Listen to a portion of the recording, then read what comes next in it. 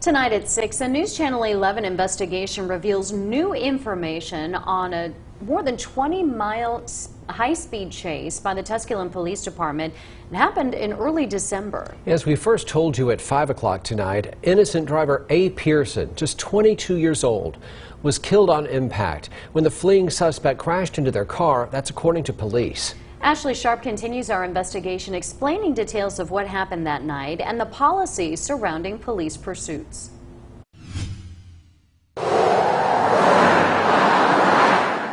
A police pursuit starting in Tusculum in Greene County spanned 22 miles. That vehicle's on the old Jonesboro Highway now, going toward Johnson City. They terminated 120. Are they still pursuing? Police reports show a Tusculum police officer clocked the suspect, Christian Morrow, traveling at 104 miles an hour. That's when the officer reports he began the chase. What are the charges? I have no idea. What are his charges, did he say? As police pursued Morrow, he faced no serious or violent felony charges. Police records show officers justify the pursuit by Morrow's dangerous speed and the fact the car had no visible tags. What crime, what violent crime did this person commit? And the answer is none. It's speeding. It's a safety violation. So the best thing you can do is get this person to slow down, not speed up. Dr. Jeffrey Alpert is an expert on police pursuit policy, authoring dozens of reports and books on the topic for the past 30 years. What is created is a much riskier situation than the one they dealt with in the beginning. So no, it's not worth chasing that person. Happening at nearly midnight, police reports show the chase started on 11E into downtown Jonesboro on narrow Main Street and then continuing back onto 11E. The first officer and also Tusculum Police Chief Danny Green chased Morrow until it ended in Johnson City on West Market Street at Hopper Road. Police records show Morrow lost control, hitting an innocent driver, 22-year-old A. Pearson, who ran off the road. Pearson died on impact. This is what happens when a pursuit goes bad. For A, they were at the wrong place at the wrong time. And unfortunately, now you have an innocent victim that has died as a result of a pursuit. We asked Eric Stanton, a criminal justice professor at Northeast State and former police officer, to unpack Tusculum's pursuit policy. These two Tusculum officers did not violate state law, and they did not violate their policy and procedures as written. Area departments around here, for the most part, that have adopted the gold standard of pursuit policies would not have pursued in that situation.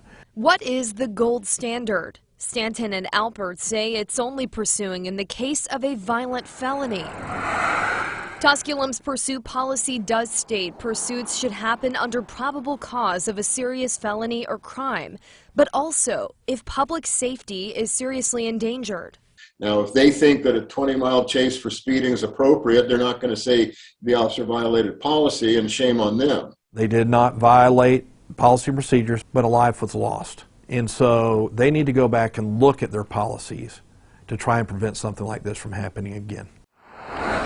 Comparing Tusculum's pursuit policy to other local police departments, there are some that are much stricter. For example, Johnson City, Jonesboro, and Elizabethton police departments all include this exact line. Only situations involving violent felony acts will allow an officer to be involved in a pursuit. None of those three departments would have allowed their officers to pursue based on what Tusculum had at that time. News Channel 11 reached out to the Tusculum Police Department for an interview. City Attorney Alex Chestnut responded, saying, "Due to ongoing investigations and pending criminal charges, we have to respectfully decline. It is imperative that any investigation and subsequent charges fully play out prior to any further information being released." We also requested dashcam footage from the police pursuit. Chestnut said the cameras on both police vehicles were not working at the time of the chase.